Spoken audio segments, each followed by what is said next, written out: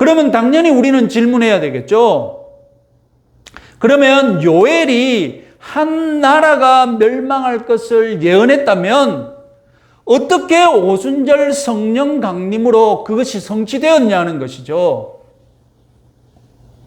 도대체 한 나라가 멸망한다는 징조와 오순절 성령 강림이 어떻게 연결되느냐는 것입니다. 단도직입적으로 말하자면 오순절 성령 강림은 유대 왕국을 멸망시키는 사건이기 때문입니다. 자, 정치 군사적으로 유대 왕국은 주후 70년 로마에 의해 멸망당했습니다. 그러나 성령 강림은 유대 왕국을 영적으로 심판하고 멸망시킵니다. 성령 강림으로 인해 유대 왕국의 권세가 무너지는 심판을 당했던 것입니다. 그래서 성령은 심판하기 위해 어떤 이미지로 강림하셨습니까? 심판하시는 분이 물로 오면 되겠습니까? 심판하시는 분은 무엇으로 와야 되겠습니까? 불로 와가지고 다 태워 없애버려야죠. 아까 징조 가운데 무엇이 있었습니까? 불과 연기와 그런 것이 있었잖아요.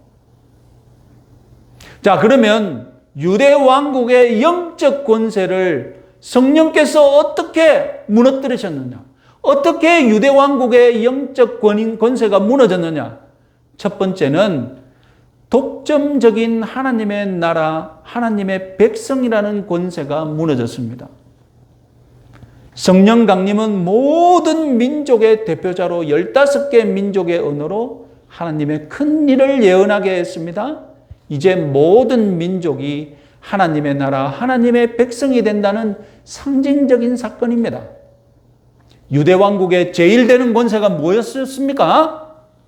하나님의 백성, 자기들만 하나님의 나라, 자기들만 하나님의 백성이 된다는 독점적인 권세를 쥐고 흔들었단 말입니다. 그런데 성령이 오셔서 이제 어떻게 했다고요? 그 권세를 아니야, 이제 모든 민족이 다 하나님의 백성이 될 거야 하고 그 권세를 깨뜨려 버렸다는 겁니다. 두 번째로 유대 왕국의 권세, 유대 왕국이 소유하고 있는 율법의 권세를 무너뜨리셨습니다. 로마서 8장 1절 2절 그 유명한 말씀 같이 한번 읽어보겠습니다. 이제 그리스도 예수 안에 있는 자에게는 결코 정죄함이 없나니 이는 그리스도 예수 안에 있는 생명의 성령의 법이 죄와 사망의 법에서 너를 해방하였습니다. 승천하신 예수님께서 성령을 보내시는 목적이 무엇이었습니까? 유대 민족이 누리고 있는, 유대 민족이 독점하고 있는 율법의 권세를 무너뜨리시기 위함이었음을 믿으시기 바랍니다. 유대 민족만이 하나님의 나라, 하나님의 백성이요, 그 권세는 유대 민족이 소유하고 있는 율법에서 나왔습니다. 이 모든 유대 민족의 영적 권세를 총집결해 놓은 장소가 어디입니까? 유대 민족이 가지고 있는 그 영적인 권세, 영적인 독점적인 권세를 총집결해 놓은 장소가 바로 예루살렘 성전이지 않습니까? 그래서 예수님은 성전을 콕 집어서 복음서를 보니까 예루살렘 성전이 어떻게 된다고요? 무너질 것이다. 그것도 여러분 예수님이 십자가에 돌아가시기 전 고난주간에 예수님이 성전을 콕 집어서 저 성전이 무너져서 돌 위에 돌 하나도 남지 않을 것이다 라고 다행히 하나님께서 은혜를 베풀어 주셨는지 돌 위에 돌 정도는 좀 몇 개는 남아있죠. 유대 민족이 이 사실을 순순히 받아들일 수 있습니까? 여러분 독재자가 자기 권한 다 내놓으라면 내놓겠습니까? 못 받아들이죠. 그래서 여러분 유대 민족이 취하는 방법이 뭐겠습니까? 여기서는 성령 받은 이방인들이 교회 하나님의 백성 권세를 내놓으라고 유대 민족을 자꾸 공격하고 있고, 그럼 유대 민족이 자기들이 독점하고 있는 하나님의 백성의 권세를 내놓겠습니까? 못 내놓죠. 유지하려면 어떻게 해야 됩니까? 자기들이 계속 하나님의 백성이다라고 권세를 누리려면 어떻게 해야 됩니까? 새로운 하나님 백성들을 없애버려야죠. 그래서 없애버리려고 전쟁을 일으켰다 아닙니까? 그 맨 총사령관이 누굽니까? 새로운 하나님의 백성이라고 주장하는 사람들을 진멸해버리려고, 없애버리려고, 이 지상에서 없애버리려고 사냥하러 나갔던 사냥꾼이 누굽니까? 바리새인 사울이지 않습니까? 사도행전은 유대인 간에 그리고 모든 민족 간의 영적 전쟁을 기록해 놓은 전쟁기입니다. 너희들이 가진 권세 내놔라. 못 내놓겠다. 난 너희들을 다 없애야 되겠다.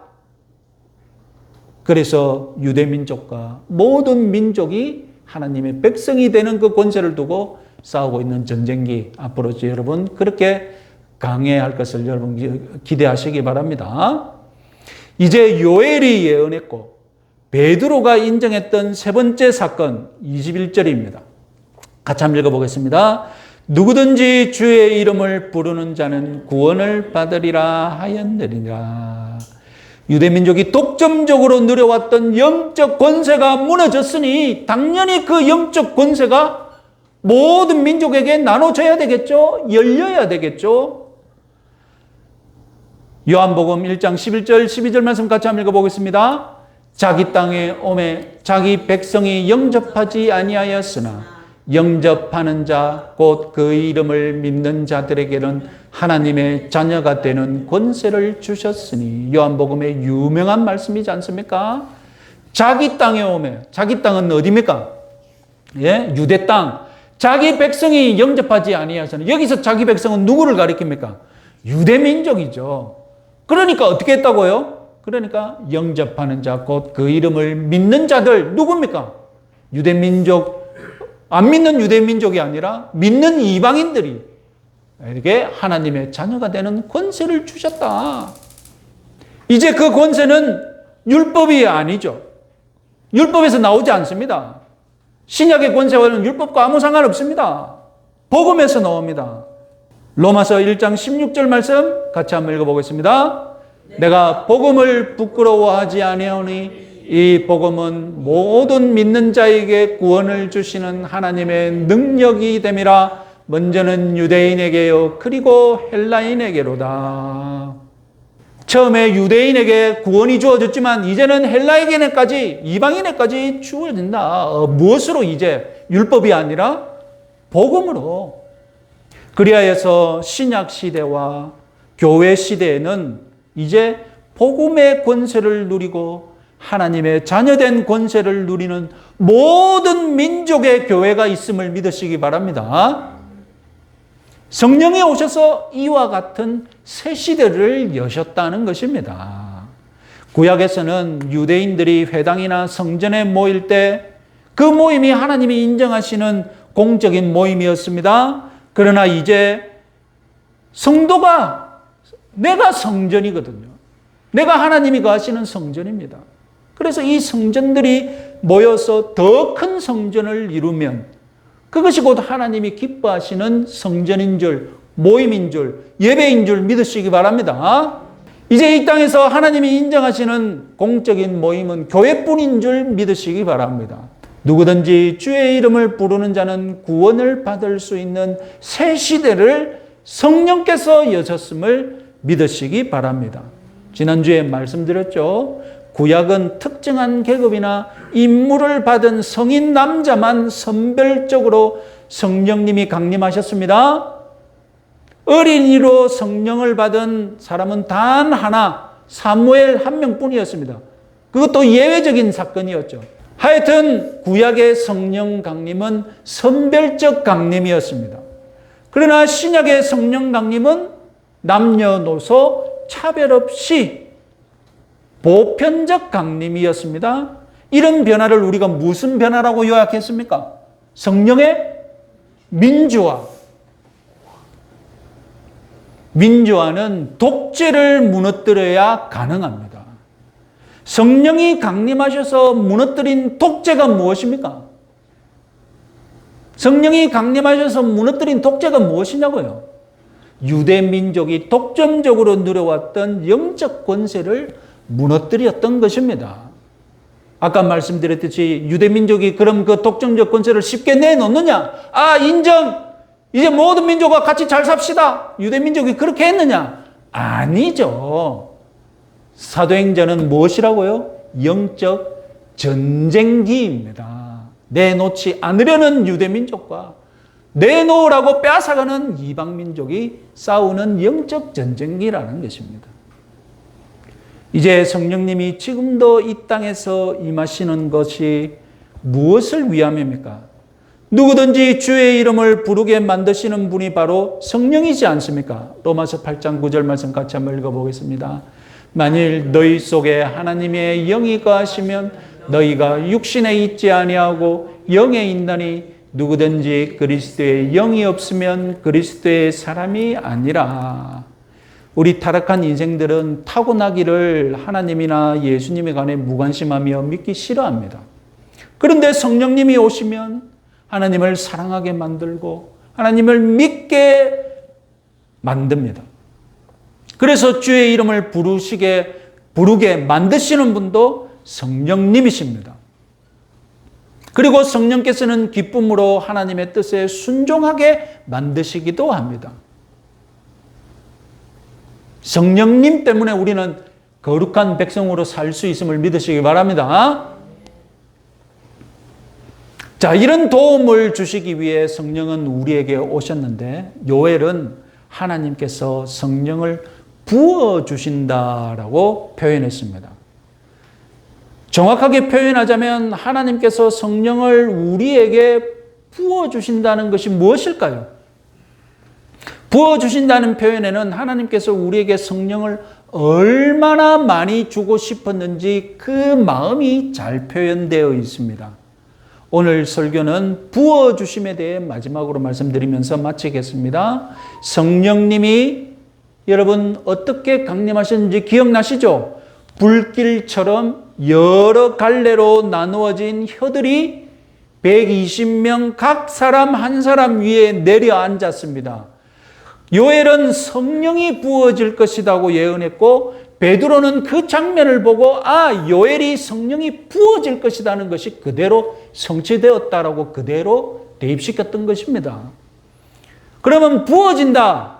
히브리어로 에크케오라는 단어인데 이것은 어디서 막 터져 나오는 것을 표현한 것인데 보시면 첫 번째로 쏟아 붓는 것은 이슬비가 아니라 장대비를 형성한 것이고 특히 바싹 마른 땅에 퍼부어지는 폭우 같은 형상이다는 것입니다.